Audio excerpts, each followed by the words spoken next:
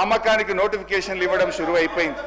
అధ్యక్ష, అమ్మొద్దని ఆక్షేపించిన నోటితోనే ఇవాళ భూములను అర్రాస్ పాట పాడుతా ఉన్నారు అధ్యక్ష. దీన్ని వాటన్ తీరు మాట్లాడే దిగజారుడు రాజకీయం అంటారు అధ్యక్ష.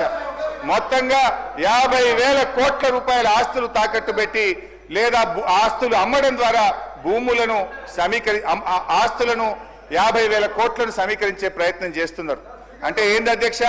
అందిన కాడికి అప్పులు చేసుడు, విచ్చలవిడిగా భూములమ్ముడు, ఇదేనా మీ మార్కు పాలన అని అడుగుతా ఉన్నా.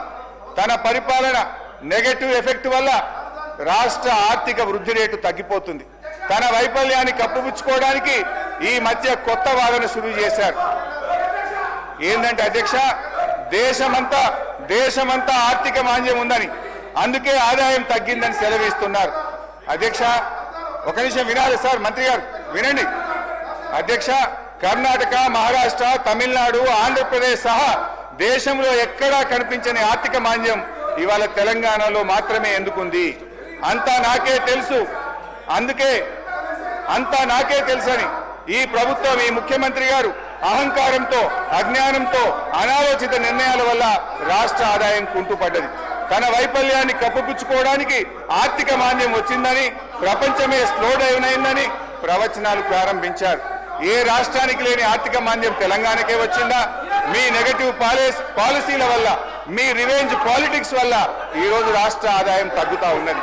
రేవంత్ గారు పాదం స్పీకర్ సార్, మీ ధన్యవాదాలు సార్. హరీష్ రావు గారు కూడా రిక్వెస్ట్ చేస్తున్నారు. ఒకటే సార్, ఎక్కువ ఇంటర్వ్యూ అని. అరే నీకు చెప్పకపోతే భయపడితే ఎట్లా?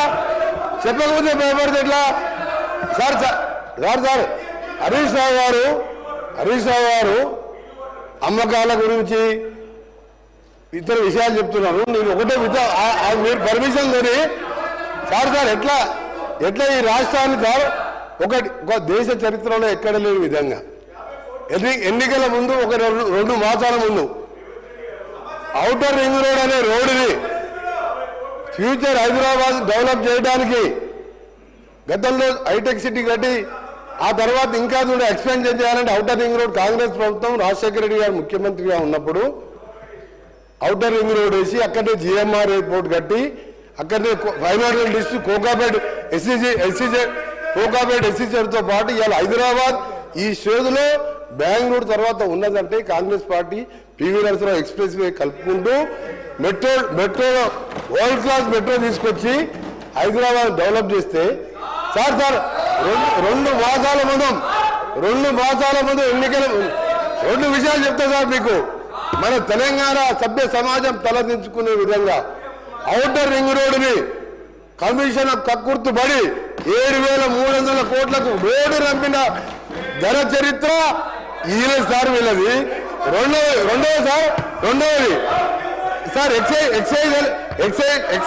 ఎప్పటివరకు ఉంటుంది సార్?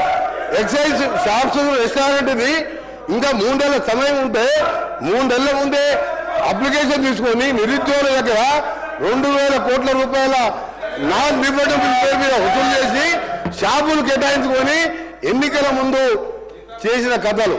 ఇక భూముల అమ్మకాలు, కోకాపేట్ల యాక్షన్లు, వీళ్ళ బిరామీలు 100 కోట్ల లెక్క పేర్లు భూముల చరిత్ర మేము చెప్తాం, ఆ రిప్లై చెప్తాం. హరీష్ రావు గారు దేశంలో, రాష్ట్రంలో, మన దేశంలో కాదు ప్రపంచంలో ఎక్కడ కూడా మీ కట్టే ఓటు విలువ అధ్యక్ష ఆ కన్స్ట్రక్షన్ కాస్తే 6,500 కోట్లు. రోడ్డు ల్యాండ్ ఎక్విజిషన్ కలితే కదా ఆ రోడ్డు విలువ 1,00,000 కోట్ల పైన ఉంటుంది అధ్యక్ష. రోడ్డు నమ్ముకుంటారు అధ్యక్ష ఎవరైనా? ఈయన భూముల అమ్మకాల గురించి మాట్లాడుతున్నాడు. హరీష్ రావు గారు భూముల అమ్మకాలు మాట్లాడుతున్నారు. హరీష్ రావు గారు మొత్తం తెలియదు అధ్యక్ష. హరీష్ రావు ముందు పెట్టి మాట్లాడిపిస్తారు, వెనక నడిపించే 2-3 ఉన్నారు. హరీష్ రావు మొత్తం తెలియదు. దయచేసి మీ చరిత్ర తెలుసుకొని మాట్లాడండి. హరీష్ రావు